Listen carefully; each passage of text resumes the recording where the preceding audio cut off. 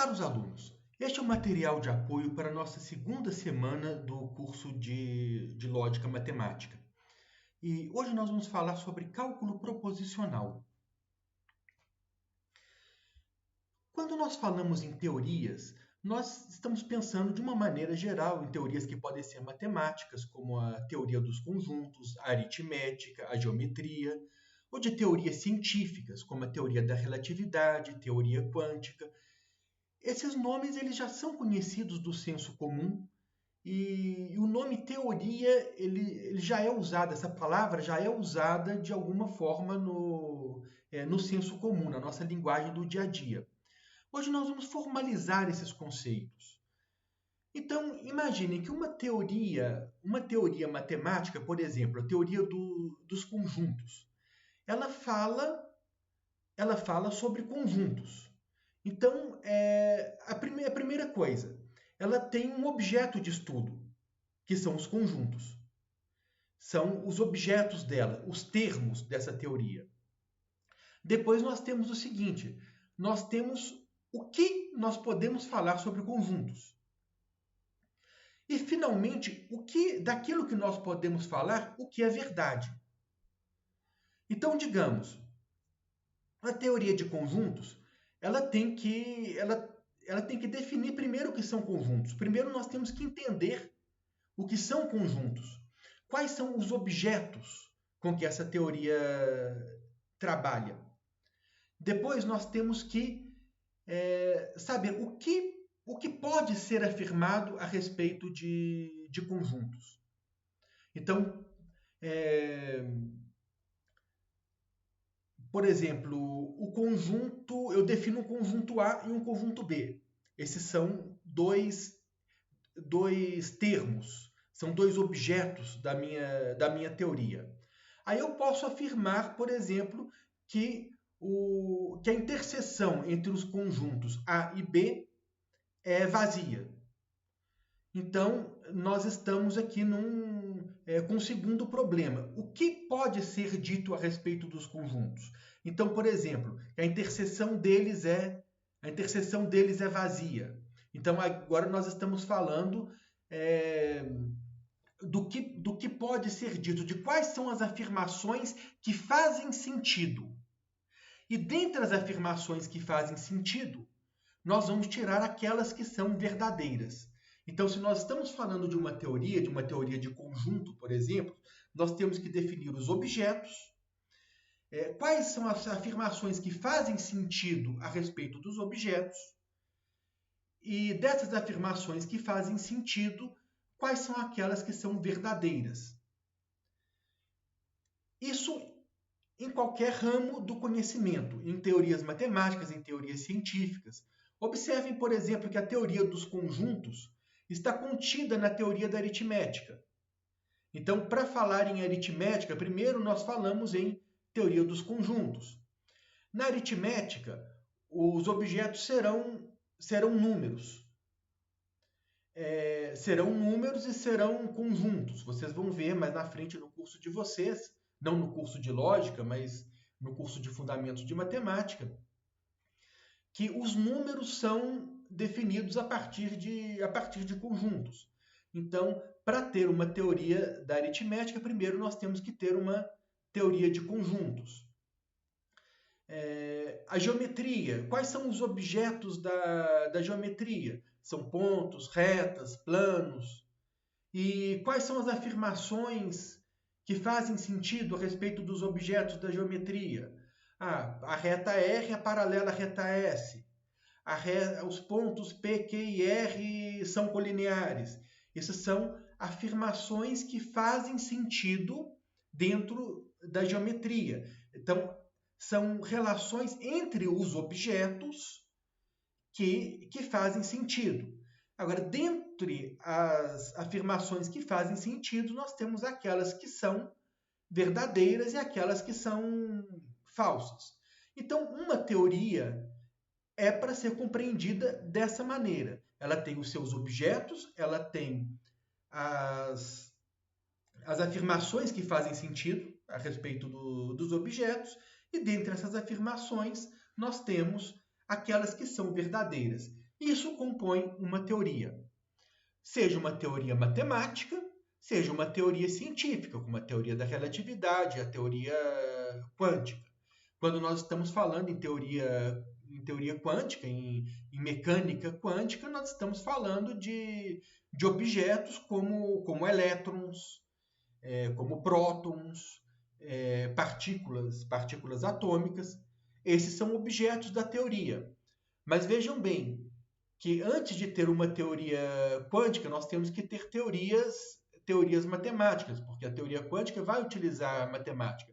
Nós precisamos ter teoria de conjunto, teoria aritmética, teoria da geometria. Então, essa teoria física, ela vai englobar também teorias matemáticas. Ela vai ser uma extensão de teorias matemáticas. Formalizando o que nós estávamos dizendo, uma teoria é composta por uma linguagem e uma lógica. Então, o que seria uma linguagem? A linguagem são as coisas das quais nós podemos falar. Então, nós podemos falar primeiro sobre objetos. E nós podemos ter objetos. Normalmente nós temos numa teoria termos que são elementares, que são atômicos. Atômico significa indivisível, e termos que são complexos.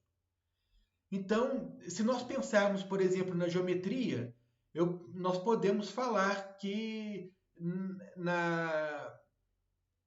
no ponto P, no ponto Q e no segmento de reta que liga P e Q. Nós podemos definir um segmento de reta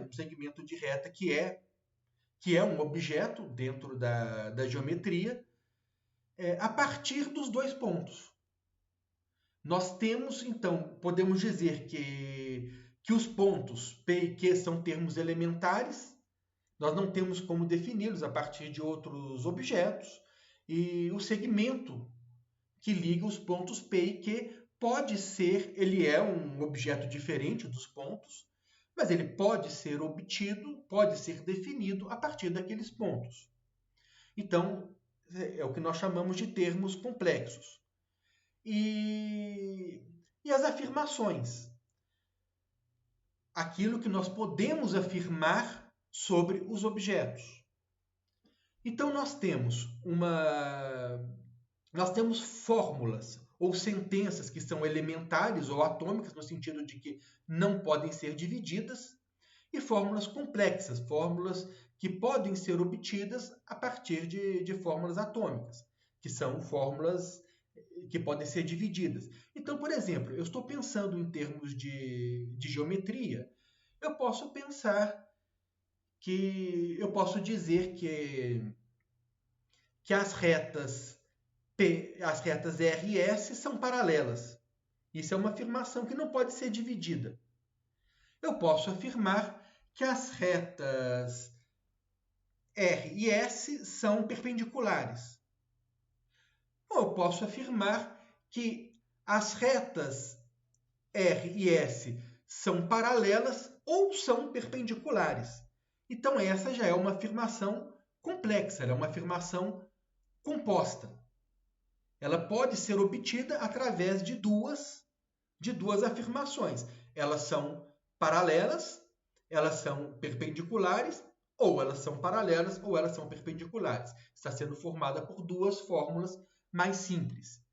Então, nós temos objetos que, em geral, nós temos objetos que são termos elementares, e nós temos regras que nos permitem formar termos mais complexos.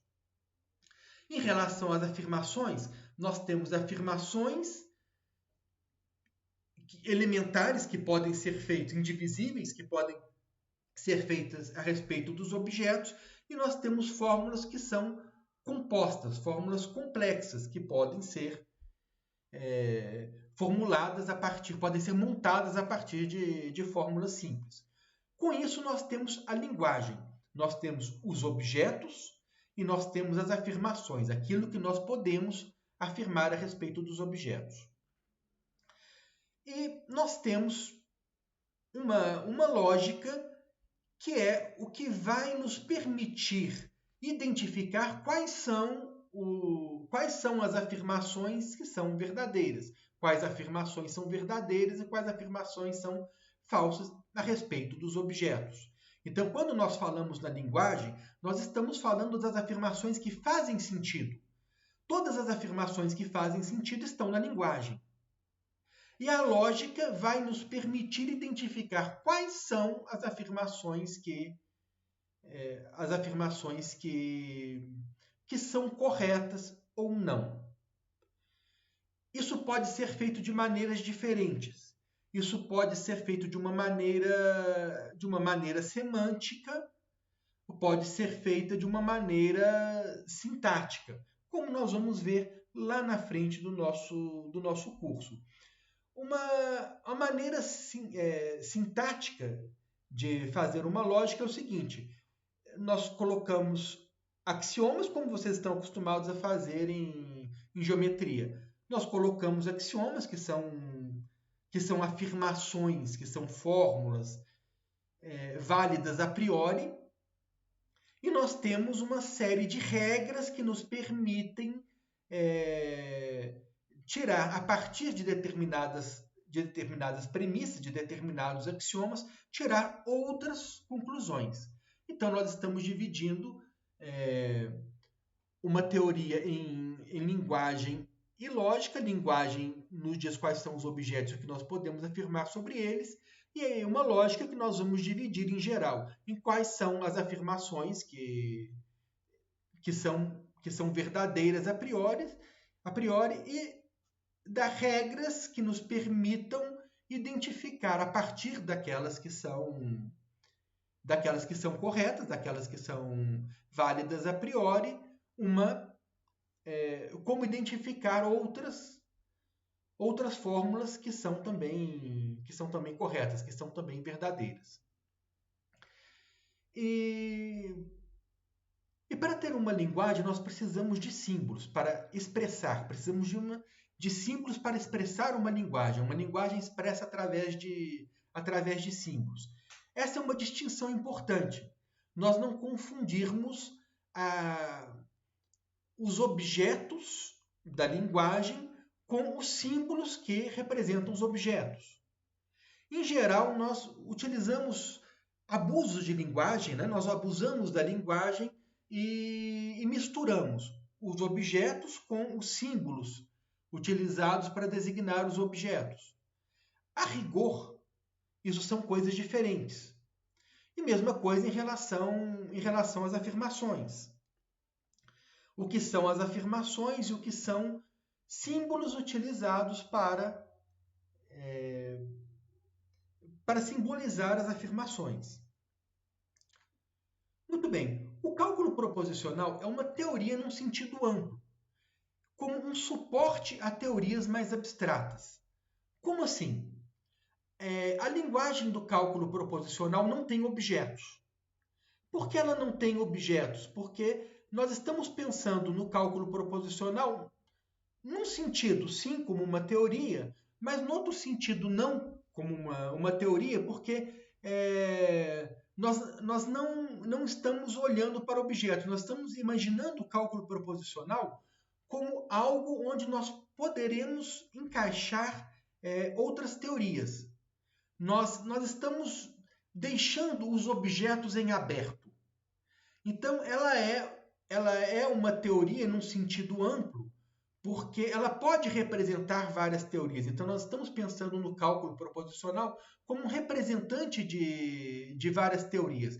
No momento em que eu colocar objetos e disser quais são as afirmações que podem ser feitas sobre esses objetos, nós teremos sim uma teoria. Então, nós estamos pensando no cálculo proposicional como uma base para outras teorias. Então, o cálculo proposicional não tem objetos. Nós vamos estudar agora uma entidade que não tem objetos. E afirmações. As afirmações nós vamos ter fórmulas ou sentenças elementares ou atômicas, mas essas também nós estamos pensando como coisas gerais. Uma vez definidos os objetos, nós vamos definir quais são as afirmações que fazem sentido a respeito desses objetos. Então, o que o cálculo proposicional faz? Do que ele trata? Ele nos trata de dizer quais seriam as fórmulas complexas. Então, a partir do momento que nós tenhamos objetos e nós tenhamos fórmulas elementares ou atômicas, o cálculo proposicional nos diz quais são as fórmulas complexas. Tá? Então, o cálculo proposicional ele é uma base. Nós vamos encaixar ali objetos e vamos encaixar sentenças elementares. Então, digamos assim, essa é a parte que está aberta para servir para qualquer teoria. E uma vez que a teoria esteja montada, que os objetos estejam definidos e as afirmações estejam definidas, nós vamos definir quais são as fórmulas complexas. Tá? Então, o cálculo proposicional ele é um estudo da teoria, das teorias a partir do momento em que os objetos e as fórmulas elementares estão definidas. Ele vai estudar a partir daí que tipo de conclusões, o que seriam fórmulas complexas e que tipo de conclusões nós podemos tirar a partir daí. Muito bem. O cálculo. Vamos começar a falar dos símbolos do cálculo proposicional, porque se nós estamos falando de uma linguagem, nós precisamos de símbolos para expressá-la. Então nós temos variáveis proposicionais. As variáveis proposicionais, elas vão ser os símbolos que vão designar as afirmações atômicas, as proposições atômicas. Serão usadas letras latinas minúsculas, com ou sem índice. Além disso, nós temos uma assinatura. Assinaturas são os símbolos negação, disjunção, conjunção e implicação. Esses termos serão usados para criar sentenças ou fórmulas complexas a partir de sentenças ou fórmulas atômicas. Nesse primeiro momento, no contexto do cálculo proposicional, fórmula e sentença são termos sinônimos. Quando nós estivermos estudando o cálculo de predicados, serão coisas diferentes. No momento, sentença e fórmula são termos sinônimos. Então, as variáveis proposicionais, que nos explicam, que designam as afirmações elementares, a assinatura, que são os símbolos que vão nos permitir formar fórmulas mais complexas, e símbolos auxiliares. Como símbolos auxiliares, nós vamos usar os parênteses. Parêntese abrindo e parêntese fechando. E esses símbolos auxiliares, eles nos ajudam a escrever a fórmula, mas eles servem para separar, para delimitar uma fórmula. Olha, isso que está aqui entre esses dois parênteses é uma fórmula só. Então, essa fórmula, por exemplo, que está dentro do parêntese, ou esta outra fórmula que está dentro desses dois parênteses, isso forma uma fórmula mais complexa, com um grau de complexidade maior. Então, esses símbolos aqui, os parênteses, vão servir para delimitar fórmulas. Agora nós vamos falar sobre linguagem e metalinguagem. Estamos fazendo um parêntese aqui, falando em parênteses, né? Uma digressão aqui para introduzir um termo importante, uma distinção importante. O que é linguagem e o que é metalinguagem. Então nós vimos na semana passada, na nossa aula síncrona, falamos um pouco sobre os paradoxos. E o paradoxo o paradoxo do mentiroso e derivações do paradoxo do mentiroso. Por exemplo, quando eu digo esta afirmação é falsa, nós chegamos a paradoxos, a coisas estranhas. E essas coisas estranhas incomodam na matemática. Elas não são bem-vindas na matemática e na filosofia. Então, esses paradoxos foram estudados e maneiras e sugestões de como eliminar os paradoxos da matemática ou das teorias filosóficas, científicas, etc. Eles levaram a muitos estudos.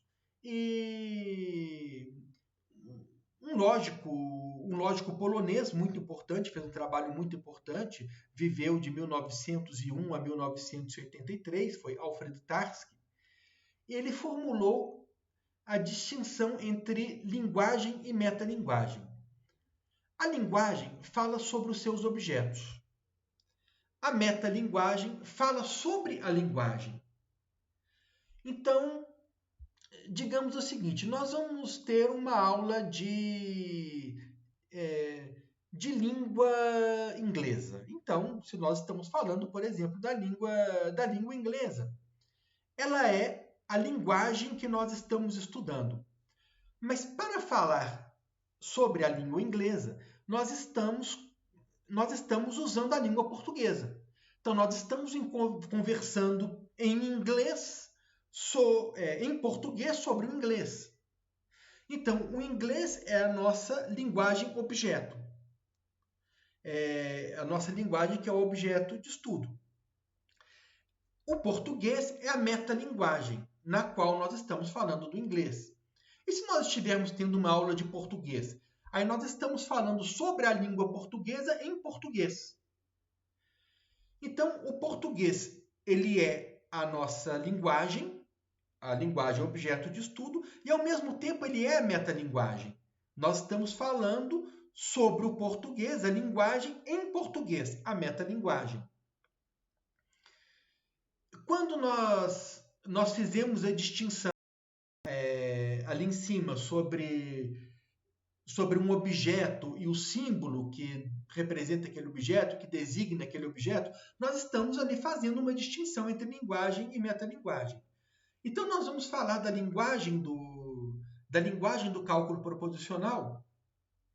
Então, aquelas fórmulas que nós escrevemos, elas estão na linguagem. Agora, se eu digo, por exemplo, esta fórmula é uma fórmula complexa. Olha, isso eu não estou afirmando na linguagem. Eu estou afirmando sobre a linguagem. Eu não tenho como falar dentro da linguagem do cálculo proposicional que uma determinada sentença dela é complexa. Mas eu posso falar isso na metalinguagem. Então nós estamos estudando a linguagem do cálculo proposicional, estamos conversando sobre ela aqui em português, que é a nossa metalinguagem. Então essa foi a distinção que o Tarski fez. E o que isso tem a ver, por exemplo, com o paradoxo do mentiroso, o paradoxo criado pela afirmação esta sentença é verdadeira? Porque, de acordo com essa teoria, nós não podemos falar que esta sentença é verdadeira dentro da linguagem. A linguagem não comporta a afirmação esta sentença é verdadeira. Não comporta falar sobre uma sentença dela mesma. Então, quando eu afirmo esta sentença aqui é verdadeira ou essa sentença é falsa, a sentença P é verdadeira, a sentença Q é falsa, isso é uma afirmação da metalinguagem. Essa afirmação não faz sentido dentro da linguagem. Então, essa foi a distinção que o Tarski fez para dar conta desse problema dos paradoxos.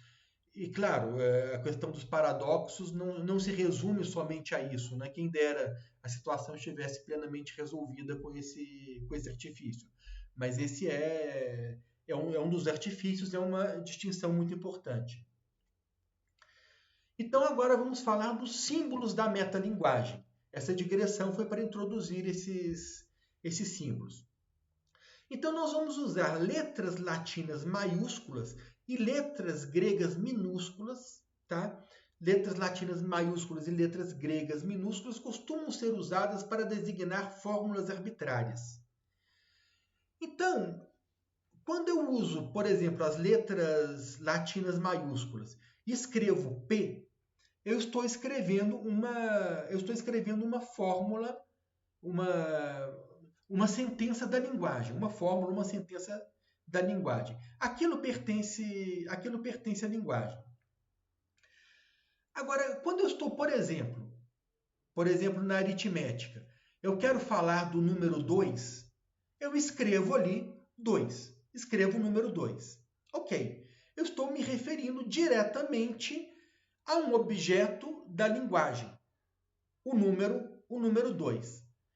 Agora, se eu quiser falar alguma coisa sobre um número arbitrário, então eu vou dizer, por exemplo, eu tenho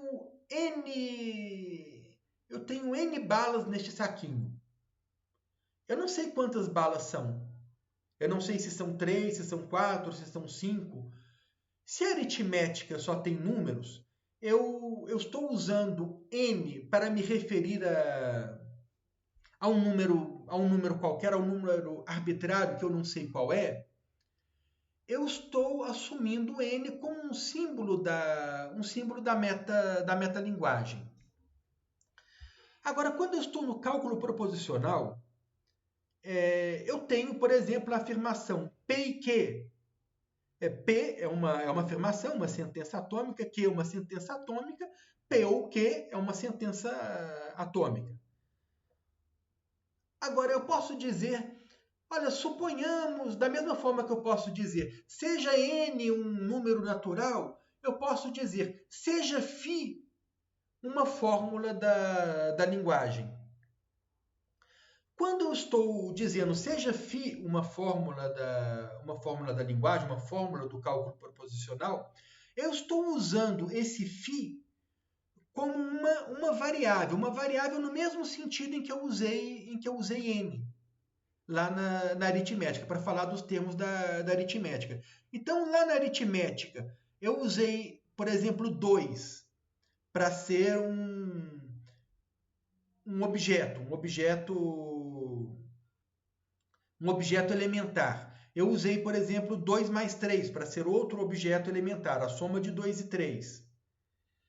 E eu usei, por exemplo, n para designar qualquer número, 2, 3, qualquer um dos objetos, que eu não sei qual será. Eu vou usar φ para designar, eu estou usando P, Q, R, P e Q, P ou R como termos, como termos, como objetos da linguagem, estou usando φ como eu usei o n, como uma variável para designar qualquer um deles. Então, eu posso falar, seja φ uma determinada fórmula com tais propriedades, etc. Então, para isso, nós usamos as letras latinas maiúsculas ou letras gregas minúsculas. Eu tenho o hábito de usar letras gregas minúsculas, é o mais usual. Nós temos as letras gregas maiúsculas que são usadas para designar conjuntos de fórmulas. Então, eu posso falar, por exemplo, seja o conjunto de fórmulas φ maiúsculo ou sigma maiúsculo. Estamos designando não uma fórmula, né? Não uma fórmula arbitrária. Isso seria designado por uma letra grega minúscula, mas para conjuntos de fórmulas. Como lá na aritmética nós podemos designar, usamos letras latinas maiúsculas normalmente, né? Então seja A o conjunto 1, 2, 3. Aqui nós usamos letras gregas maiúsculas para designar conjuntos de fórmulas. Isso também são símbolos da metalinguagem. Nós estamos falando sobre a linguagem, né? Nós não estamos falando de objetos da linguagem. Um conjunto de objetos da linguagem não pertence necessariamente à linguagem. Nós estamos falando de algo que foi criado na metalinguagem. Outros símbolos podem ser usados para abreviar sequências de símbolo. Então, por exemplo, isso aqui lê-se se e somente se. Então, por exemplo, P, se e somente se que, é uma abreviação, tá? Vocês vejam que esse símbolo não existe não existe na linguagem, mas nós usamos este símbolo para abreviar essa fórmula aqui. Esta sim é uma fórmula da linguagem. P implica e que implica P. Observem aqui que os parênteses estão sendo usados para delimitar fórmulas. P e Q é uma fórmula.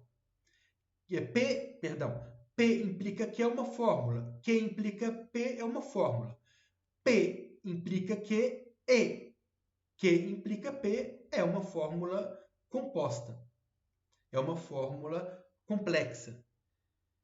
Nós temos aqui três conectivos. P implica Q é uma fórmula complexa. Nós usamos P é uma fórmula elementar, Q é uma fórmula elementar, P implica Q é uma fórmula complexa. Q implica P também é uma fórmula complexa. A partir dessas duas fórmulas complexas, nós formamos outra fórmula complexa. P implica Q e Q implica P. Utilizamos um conectivo para formar uma fórmula mais complexa e os parênteses para delimitar fórmulas aqui dentro. Nós vamos falar sobre isso formalmente daqui a pouco.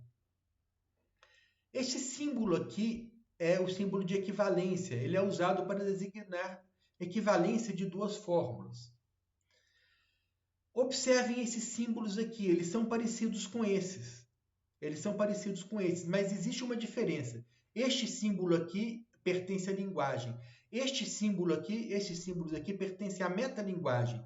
Então, estes símbolos aqui, eu vou dizer que uma coisa implica outra quando eu estiver falando na metalinguagem. Então, eu vou dizer, por exemplo, que o fato de uma fórmula ser complexa implica que ela envolve conectivos.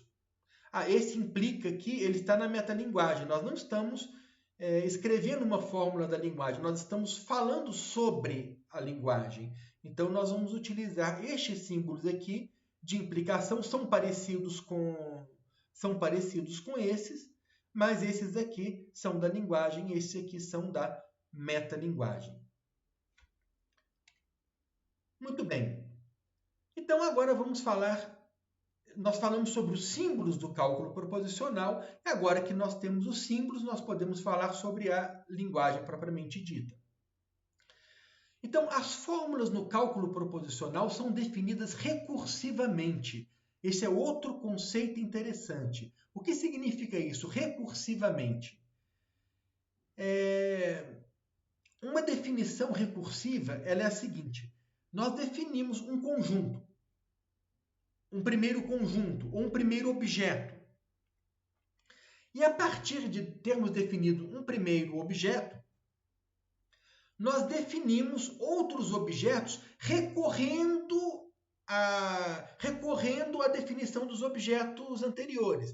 Então, por exemplo, o segundo objeto ele é definido recorrendo à definição do primeiro objeto. O terceiro ele é definido recorrendo à definição do segundo ou do primeiro e do segundo objetos. Então, veja bem, se φ, olha agora eu estou usando o φ, aquele meu símbolo que representa qualquer fórmula, representa uma fórmula arbitrária, né?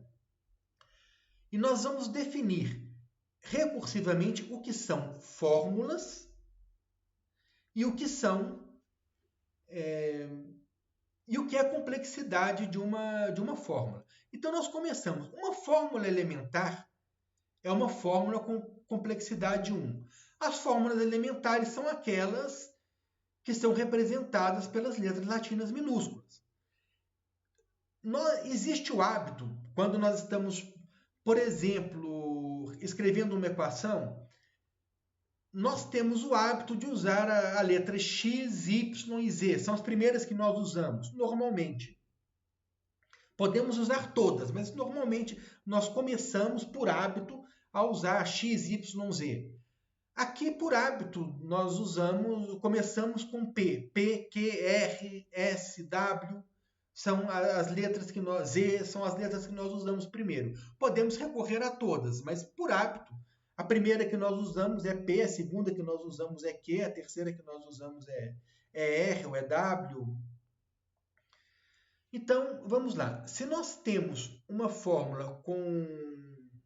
Se φ é uma fórmula com complexidade n, então não φ, isso aqui nós lemos não φ, este símbolo aqui, ele é a negação, então não φ é uma fórmula com complexidade n mais 1.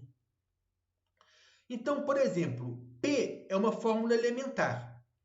P tem complexidade 1. Não P é uma fórmula complexa. Não P foi formada a partir de P. E se a fórmula P tem complexidade 1, a fórmula não P tem complexidade 1 mais 1. Tem complexidade 2.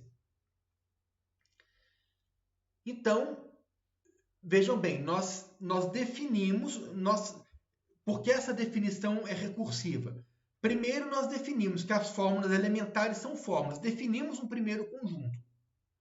Um primeiro conjunto de objetos. Agora, nós vamos ampliando o nosso conjunto de objetos a partir do primeiro conjunto de objetos, recorrendo à definição, ao primeiro conjunto de objetos que foi formado. Então, se nós temos que P é uma fórmula, não P é uma fórmula. P é uma fórmula de complexidade 1, não P é uma fórmula com complexidade 1 mais 1, 2. Então, nós podemos usar a negação para criar fórmulas complexas. Podemos usar os outros conectivos também. Então, se φ é uma fórmula com complexidade n e ψ é uma fórmula com complexidade m, então, φ ou ψ é uma fórmula com complexidade n mais 1. Φ e ψ também é uma fórmula com complexidade n mais m mais 1. E φ implica ψ também é uma fórmula com complexidade n mais m mais 1. Então, se eu tenho, por exemplo, que P é uma fórmula e Q é uma fórmula, eu tenho que P ou Q é uma fórmula. P tem complexidade 1. Q tem complexidade 1. Então, P ou Q vai ter complexidade 1 mais 1 mais 1. Vai ter complexidade 3. Então, com isso, nós conseguimos montar fórmulas complexas. Nós montamos a fórmula não P e montamos a fórmula P ou Q. Nós podemos montar a fórmula não P implica P ou Q. Qual vai ser a complexidade dessa fórmula? A fórmula não P tem complexidade 2, a fórmula P ou Q tem complexidade 3. Então, a fórmula que nós estamos montando vai ter complexidade 2 mais 3 mais 1, vai ter complexidade 6. Complexidade é um conceito importante quando nós vamos fazer demonstrações por indução a respeito das fórmulas. Mas isso é um pouquinho para frente. Agora vamos falar de subfórmulas.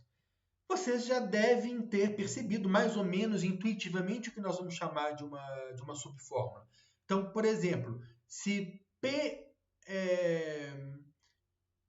não P implica Q, por exemplo, é uma fórmula, não P é uma subfórmula, Q é uma subfórmula, P também é uma subfórmula. Nós vamos definir dessa maneira. Se gama é igual a não φ, então digamos, φ é uma fórmula, não φ é uma fórmula mais complexa. Então digamos que gama seja essa fórmula mais complexa, a fórmula não φ. Se gama é não φ, então φ é uma subfórmula de gama. Da mesma forma, se gama é φ ou psi,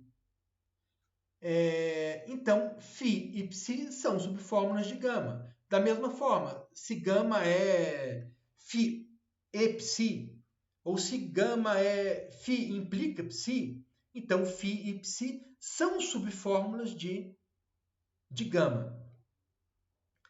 E mais, se φ é uma subfórmula de gama e se psi é uma subfórmula de φ e φ é uma subfórmula de gama, então psi é uma subfórmula de φ.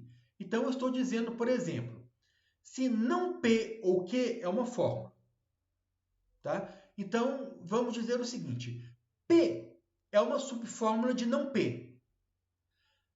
Não P é uma subfórmula de não P ou Q. Então P é uma subfórmula de não P ou Q. Esse conceito também é muito importante. Então agora vamos fazer um exemplo. As coisas ficam mais claras como exemplo. Vamos desmembrar uma fórmula. Nós pegamos uma fórmula aqui complicada, que é não. Não P implica não Q e P, ou R implica não T, isso tudo aqui, ou W. Vamos fazer algumas observações aqui a respeito disso. Primeiro, sempre que nós vamos delimitar uma fórmula, nós usamos parênteses. A não ser quando nós utilizamos aqui um símbolo o símbolo de negação tem uma certa prioridade aqui na ordem dos parênteses. Isso vai ficar mais claro daqui a pouco. Então vamos ver. Quais são as subfórmulas dessa fórmula? Como é que nós fizemos para montar, tá? Para montar essa fórmula complexa? Digamos que nós queiramos montar essa fórmula aqui de novo. Quais são as fórmulas elementares a partir das quais nós vamos montar essa fórmula aqui mais complexa? Nós temos como montar essa fórmula toda aqui de uma vez? Não, nós não temos. Por quê? Porque esta fórmula é montada a partir desta fórmula toda aqui mais complexa e desta fórmula aqui, que é uma fórmula bem simples, uma fórmula atômica. Observe que essa fórmula grande, ela foi montada a partir destas duas. O conectivo que montou essa fórmula mais complexa é essa disjunção aqui, é este OU. Este OU montou essa fórmula mais complexa. Para montar essa fórmula mais complexa, utilizando essa disjunção, este OU, nós precisamos montar primeiro esta fórmula aqui. Primeiro nós temos que ter esta fórmula aqui e ter esta fórmula aqui. Então, quais são as subfórmulas dessa fórmula aqui grandona que nós temos? Digamos que nós estivéssemos numa fábrica, numa montadora de fórmulas. E nós tivéssemos aqui em cada andar da nossa montadora uma linha de montagem. Então, o que nós teríamos aqui no primeiro piso, no primeiro nível, no nível 1? Nós teríamos P, Q, R, T e W. Essas são as únicas coisas que nós podemos ter. Nós não podemos ter um não T. Por quê? Porque para ter um não T, primeiro nós precisamos ter o T. Não podemos ter o Q e P.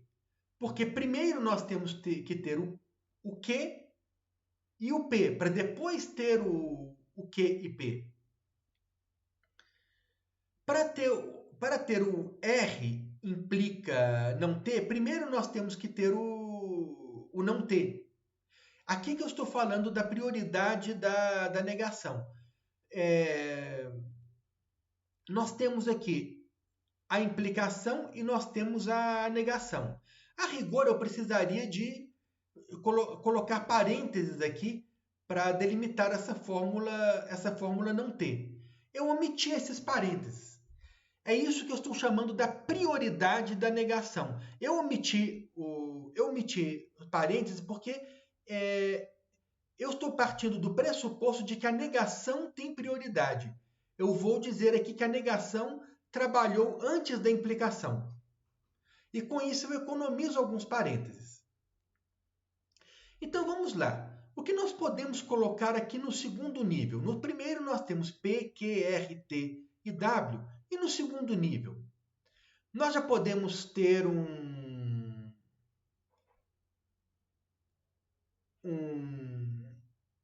não Q e P ou R implica não T? Não, não podemos. Não podemos. Nós vamos ter que montar nessa sequência. Primeiro nós vamos montar isso daqui, para depois montar isso, para depois montar a fórmula toda. O que nós podemos montar de uma vez? O não Q e P nós podemos montar? Não, não podemos montar. Porque primeiro nós temos que ter Q e P. Quais são as subfórmulas que nós podemos montar no segundo nível? No primeiro nível nós temos P, então nós já podemos montar não P. Nós temos P e Q. Temos P e temos Q. Então nós já podemos montar P e Q. E nós temos também T no primeiro nível. Então no segundo nível nós já podemos montar não T. Isso é tudo que nós podemos montar. Então no nível 2, nós temos o Q e P. Com qual complexidade? O Q tem complexidade 1, P tem complexidade 1, Q e P tem complexidade 1 mais 1, complexidade 3. E o não T? O T tem complexidade 1, o não T tem complexidade 2. Aqui no nível 2 faltou escrever o não P. Nós teríamos não P aqui no nível 2 também. Depois eu vou fazer essa correção no slide que eu vou mandar para vocês. Bem, e agora? Agora o que nós podemos formar? Nós ainda não podemos montar essa fórmula aqui de dentro desse parêntese, porque para ela nós precisamos desta e nós precisamos desta. Mas nós podemos montar o quê? Nós podemos montar a negação do Q e P. Podemos montar o não Q e P. Agora eu coloquei parêntese aqui. Por que eu coloquei parêntese aqui? Eu tenho a negação, aqui eu coloquei a negação e coloquei a fórmula direto. Por que aqui eu coloquei parêntese? Porque aqui eu estou negando T. Aqui eu estou negando Q e P. Se eu tirar esse parênteses aqui e deixar só a negação, deixasse aqui negação Q e P, eu estaria negando apenas o Q. Então seria a negação do Q e P. Observe que aqui nós estamos negando a fórmula toda. Nós não estamos negando o Q, nós estamos negando Q e P. Então, se nós já temos Q e P, nós podemos escrever não Q e P. E nós já temos o R, que está no primeiro nível, e temos o não T, que está no segundo nível. Nós podemos montar R implica não T. Então, vamos ver como vai ficar o terceiro nível. O terceiro nível tem não Q e P, e R implica não T. Qual é a complexidade do Q e P? Muito bem. Q e P tem complexidade 3. Então, não Q e P tem complexidade 3 mais 1, 4. Então, vejamos. E qual a complexidade de R implica não T? R tem complexidade 1. Não T tem complexidade 2. R implica não T tem complexidade 1 mais 2 mais 1, 4. E agora, no próximo nível, nós já podemos montar essa fórmula toda aqui? Ainda não, porque primeiro nós precisamos dessa. Então, observem os parênteses. Os parênteses indicam qual foi o último conectivo usado na montagem. Então, o próximo conectivo que nós vamos usar para montar a fórmula é este OU. Só depois que nós montarmos esta fórmula toda aqui, é que nós vamos poder montar esta maior. Porque esta maior é não P, implica tudo isso aqui. Então, primeiro nós temos que montar tudo isso aqui. E agora nós podemos, porque nós já temos o não Q e P e já temos o R implica não T. Então, agora nós podemos montar o não Q e P ou R implica não T. E qual será a complexidade dele? O não Q e P tem complexidade 4, o R tem complexidade, o R implica não T tem complexidade 4, então qual vai ser a complexidade da nossa fórmula? Vai ser 4 mais 4 mais 1, 9. E agora, já acabamos? Podemos montar a fórmula toda? Ainda não. Agora nós podemos montar esta fórmula aqui. Não a negação dela, ainda não. Mas podemos montar esta fórmula toda aqui. Que ela vai ser não P implica tudo isso aqui que é a fórmula do nível 4. Então, no nível 5, nós montamos não P implica a fórmula do nível 4. Não P tem complexidade 2, ele estaria aqui no nível 2. E a fórmula do nível 4 tem complexidade 9. Então, a nossa fórmula tem complexidade 2 mais 9 mais 1. Tem complexidade 12. Já acabou? Ainda não. Já podemos montar a fórmula completa? Ainda não, porque nós não temos... Porque nós precisamos primeiro da negação dessa fórmula do nível 5. A fórmula completa é a negação da fórmula do nível 5 ou W. Então, agora nós vamos negar a fórmula do nível 5. E a negação dela vai ter complexidade 13. A fórmula do nível 5 tem complexidade 12. Então, no nível 6, nós teremos uma fórmula com complexidade 13. E, finalmente, agora sim, nós podemos montar a fórmula completa, que é a fórmula do nível 6 ou W. Então, no nível 7, nós temos a fórmula toda.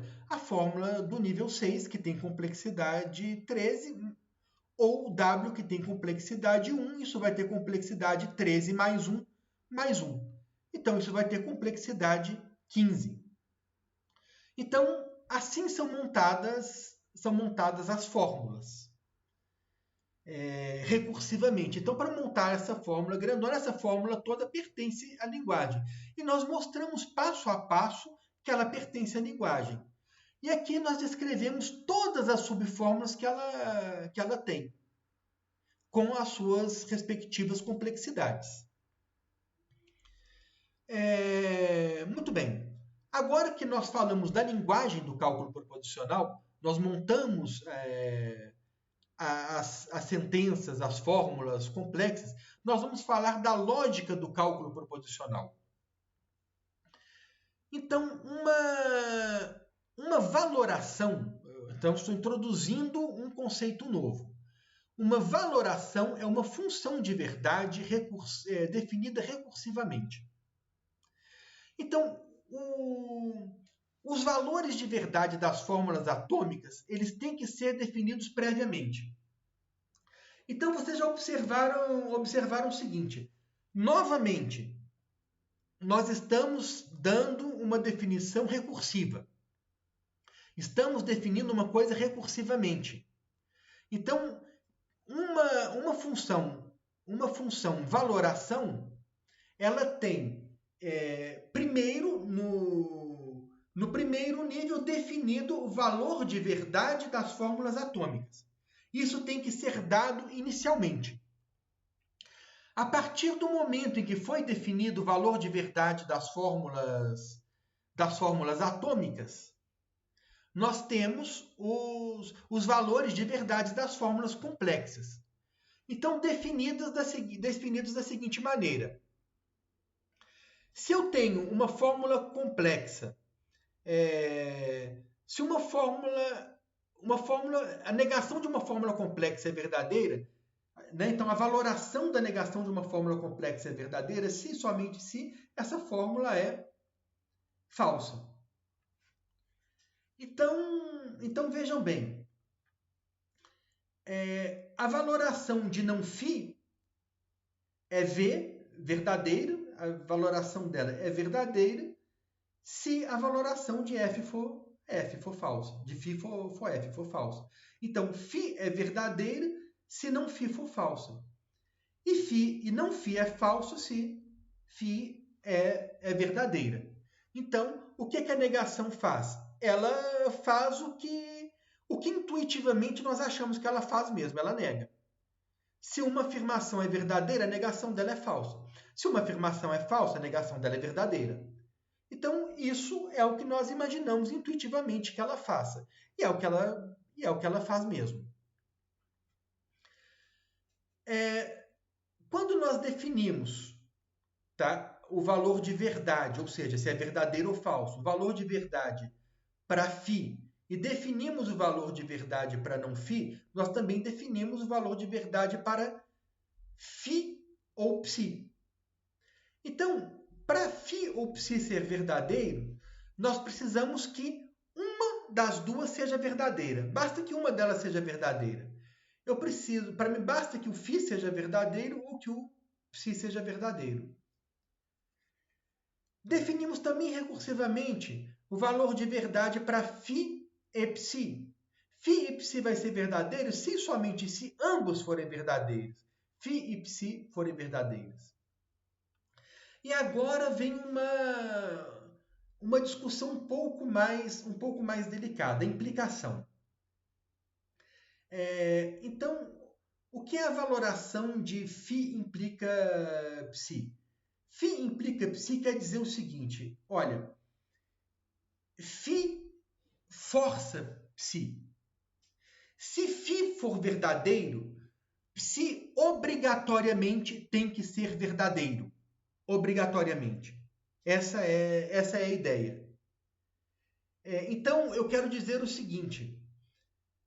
Se eu digo, sempre que chove, eu saio com guarda-chuva. Então, se hoje está chovendo, você pode concluir que eu vou sair com guarda-chuva. Mas se não está chovendo, eu não disse que eu não vou sair com guarda-chuva se não estiver chovendo. A única coisa que eu estou dizendo é que se a primeira acontecer, a segunda obrigatoriamente tem que acontecer. A primeira força a segunda.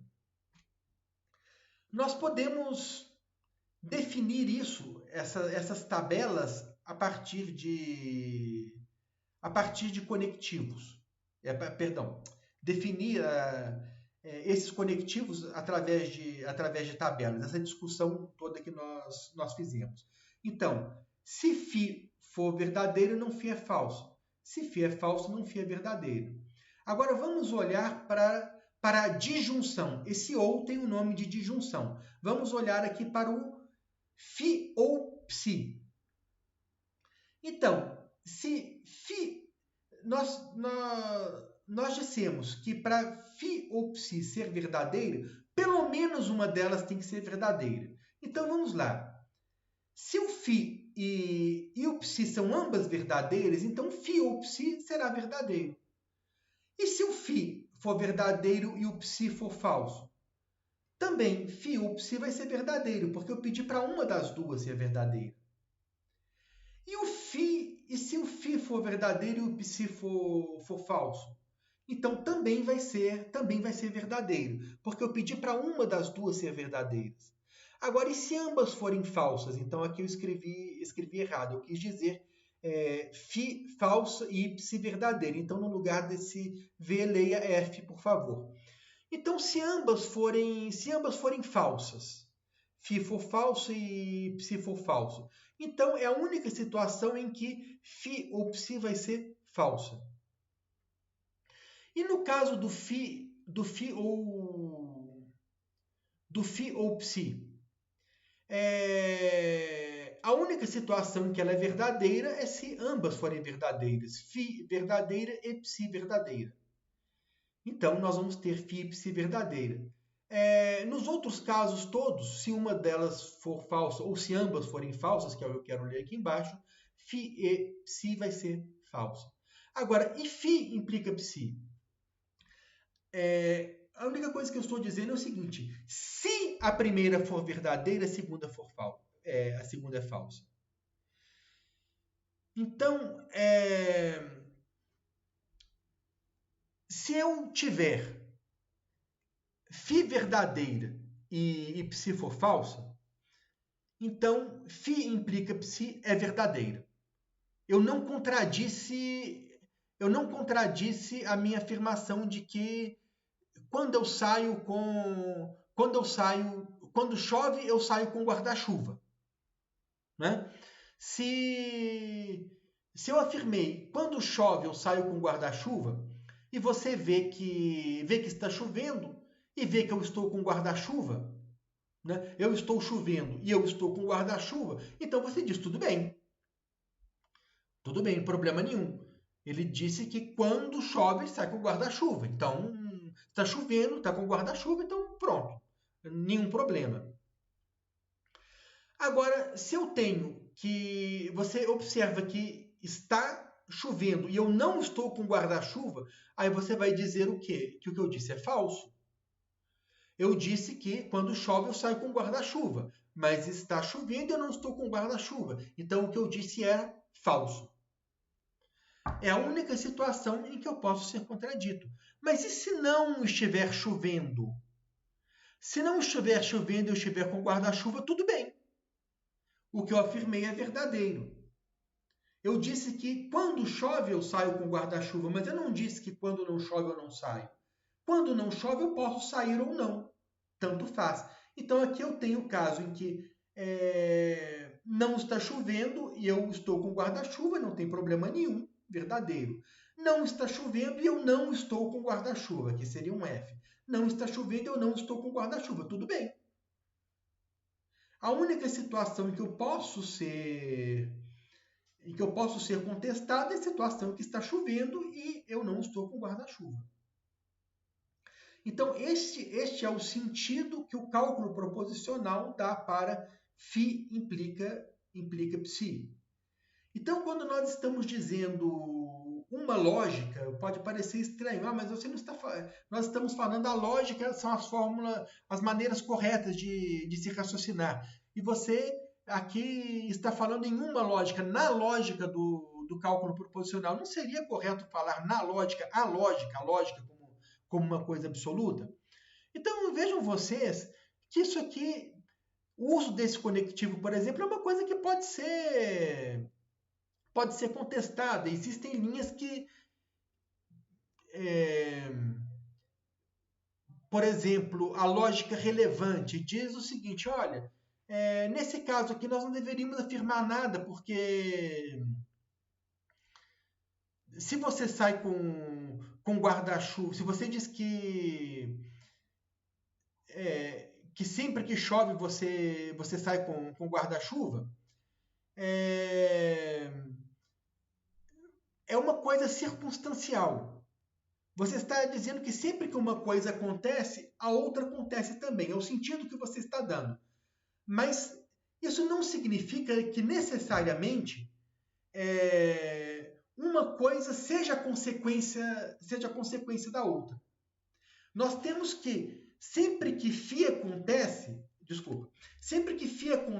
ψ acontece também. Uma coisa circunstancial.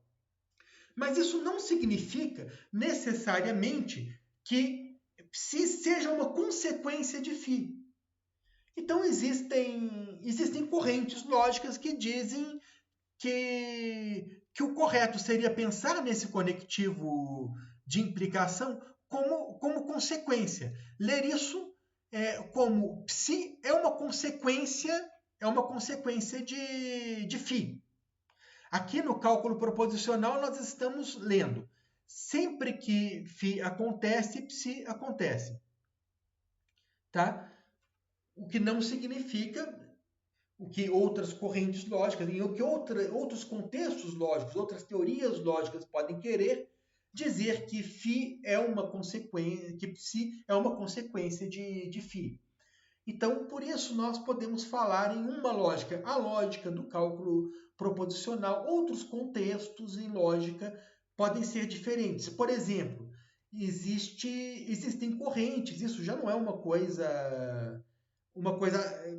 não é uma corrente seguida ultimamente. Hoje, em matemática, nós utilizamos demonstrações por contradição. Mas existe uma corrente lógica, o intuitivismo, que não aceita demonstrações por contradições, só aceita demonstrações que sejam construtivas. Então, existem certas correntes lógicas que não aceitam muitas demonstrações do que nós fazemos em matemática. Isso foi uma discussão ali a respeito dos paradoxos também, mas hoje essa é uma corrente que já está abandonada. Hoje todo mundo faz demonstração por contradição, isso é perfeitamente aceito dentro da matemática. Eu só estou ilustrando para vocês que existem outras possibilidades também quando nós pensamos em lógica. Então, isso aqui define a lógica, tá? Define uma lógica no cálculo proposicional. Nós vamos tomar aqui um exemplo complexo. Vamos pegar essa fórmula aqui. P implica essa fórmula toda aqui. Não QIP ou R implica não P. É quase a lá de cima que nós desmontamos. Nós estamos fazendo uma tabela aqui e nessa tabela nós estamos colocando todas as subfórmulas. Essa é parecida com a lá de cima. Quais são as subfórmulas aqui? P, Q e R.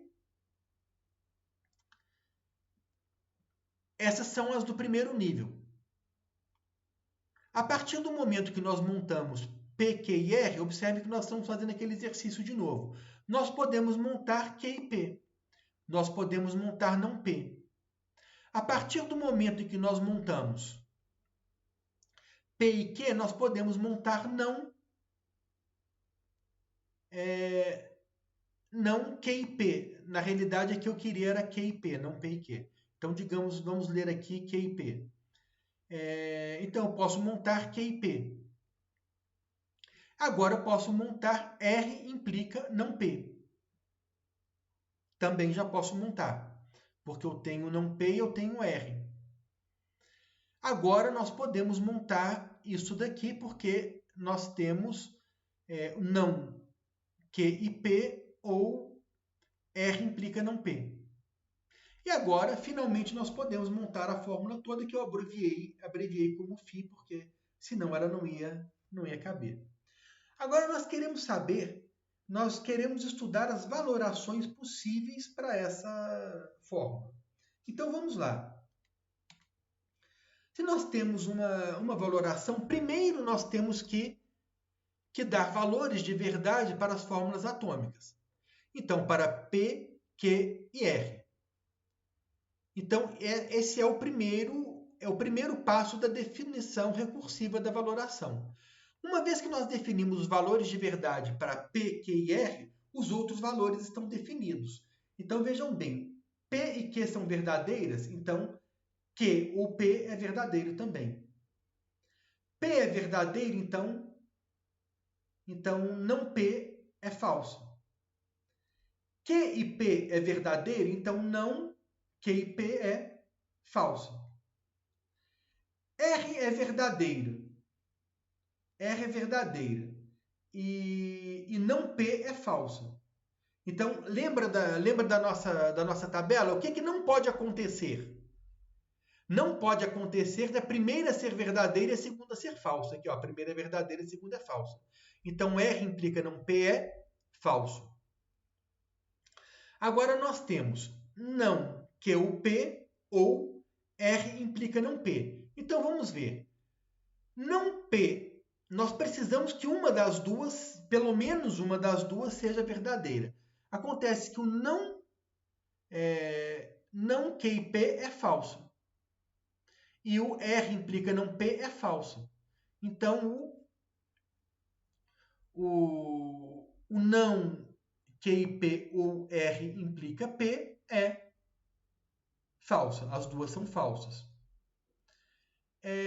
E a fórmula toda? A fórmula toda é P, então implica esta primeira fórmula. Então, se P é verdadeira, a primeira é verdadeira e a segunda é falsa, nós vamos ter uma ou a outra é verdadeira. Nós precisamos que pelo menos uma delas seja verdadeira. A primeira já é.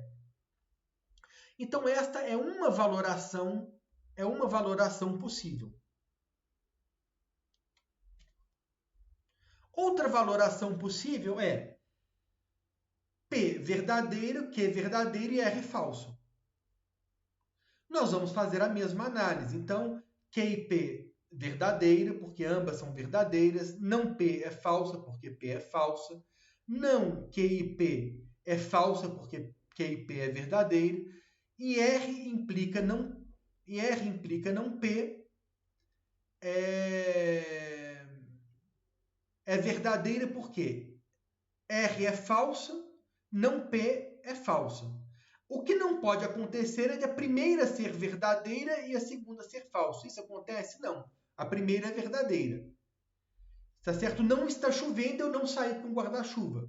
Então, não tem problema. Então, não tem problema nenhum. É verdadeiro. Agora, nós queremos esta fórmula, que é esta ou esta. Eu preciso que pelo menos uma delas seja verdadeira. A segunda é verdadeira. Então, verdadeiro. Agora, o que nós precisamos? Quem é a fórmula toda? É P implica tudo isso daqui. Então, P é verdadeira, a primeira é verdadeira e a segunda é verdadeira. Tudo bem.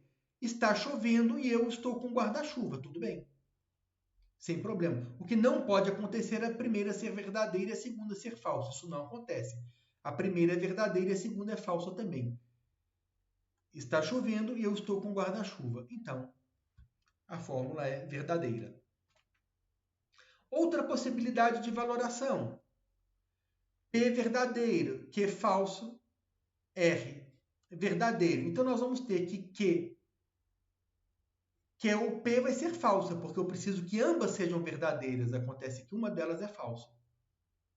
Não P é falso, porque P é falso. Agora, e o não Q ou P é verdadeiro? Por quê? Porque Q ou P é verdadeiro. E R implica não P. R implica não P é falsa por quê? Porque R é verdadeiro e não P é falso. Então, a primeira é verdadeira e a segunda é falsa. Isso não pode acontecer. Então, é verdadeiro, é falso, é falso. E agora nós temos esta ou essa. Nós precisamos que uma delas, pelo menos uma delas, seja verdadeira. A primeira é, então, verdadeira. E agora, nós temos que a fórmula toda é P implica tudo isso daqui. A primeira é verdadeira, P implica isso. Então, a primeira é verdadeira, a segunda é verdadeira. Então, tudo bem, verdadeiro. Quais são as outras valorações possíveis? Agora nós vamos rápido. Outra valoração possível, outra possibilidade é P ser verdadeiro, Q falso e R falso. Outra possibilidade é F falso, Q verdadeiro e R verdadeiro. Ou falso, verdadeiro, falso. Ou falso, falso, verdadeiro, ou falso, falso, falso. Então, vocês vejam que nós temos 8 possibilidades.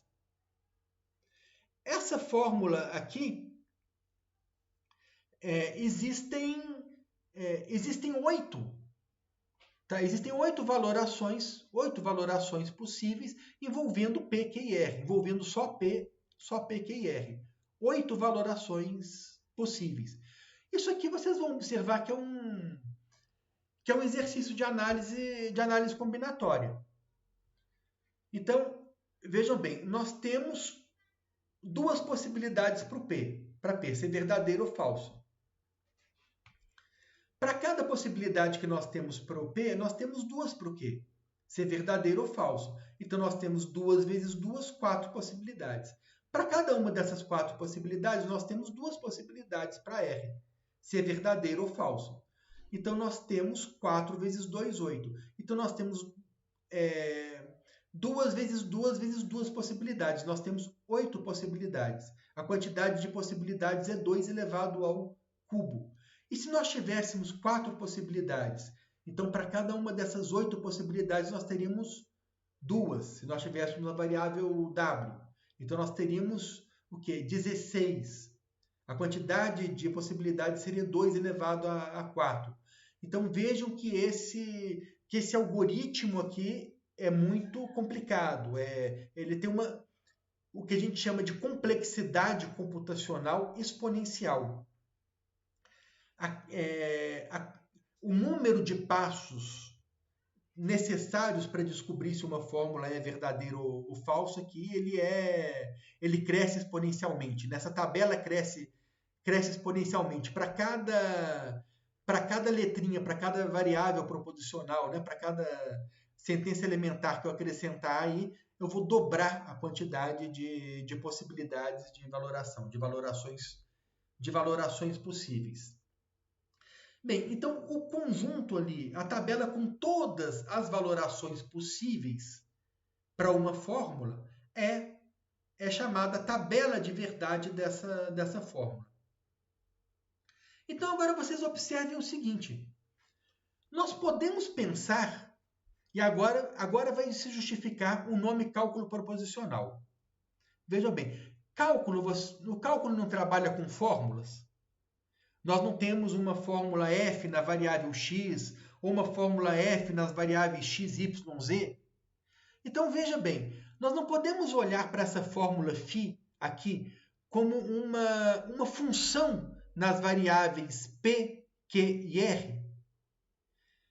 Pensa nessa tabela como uma função. Se eu dei valores para p, q e r, eu tenho um valor de verdade para essa fórmula. Essa fórmula nos dá um determinado valor de verdade. Tá? Então, nós estamos pensando em valorações que são funções. São funções que nos levam fórmulas em valores de verdade. E nós podemos pensar numa fórmula como uma função representada pela tabela dela, que leva valores de P, Q e R em um determinado valor de verdade. Podemos pensar nesta fórmula como uma função com 3 variáveis, as variáveis P, Q e R. Então, se eu dou os valores V, V e V para essas variáveis, eu tenho essa fórmula nos dá o valor f. Se eu dou o valor FVV, esta fórmula nos dá o valor V.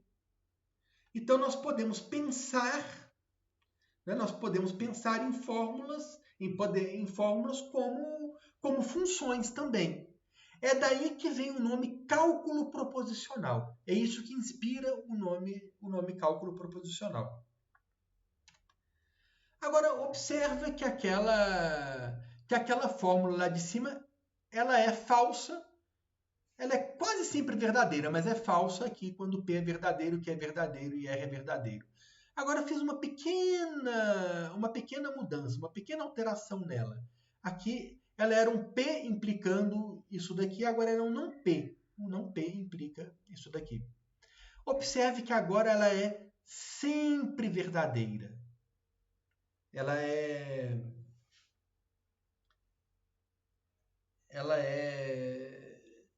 Não importa qual seja a valoração, ela é uma fórmula verdadeira para qualquer valoração. A tabela dela só tem verdade aqui na última coluna. Nós classificamos as fórmulas, então, de acordo com a tabela delas, da seguinte maneira. Uma contingência é uma fórmula que pode ser verdadeira ou falsa. Existem valorações que a tornam verdadeiras e valorações que a tornam falsas.